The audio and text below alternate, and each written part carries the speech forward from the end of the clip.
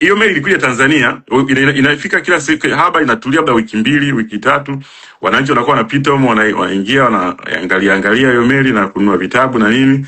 Sio lazima kununua vitabu, unaweza kutoka ingia labda unaruhusu. Yaani kama vile kutalifly, maana bonge moja la meli, unajua. Shati la kwanza wewe ni Mkristo. Sio lazima kwamba ile umeokoka kwamba uko deep. Kuna watu yani niliona kwa mataifa mbalimbali, unamwona za huyu hapa alisema ndo mimi Mkristo ilibadi. Unajua, ndio maana kuna muda mwingine unatimuliwa, maana kuna masharti mle ya kuishi. Sio kwamba wewe umekuja kwenye hii meli tunazunguka nchi dunia nzima kwa ajili ya mambo ya dini, wewe labda unafika tena huko mara umempenda binti huyu, mara mmeanza hii na hii, kwa hiyo unashangaa kwa naye hii meli wewe na uwezi wewe rudi. Kwa Tanzania kuna binti na mkaka mmoja anaitwa Bwana Maduhu huyo. Huyo wa nyumbani.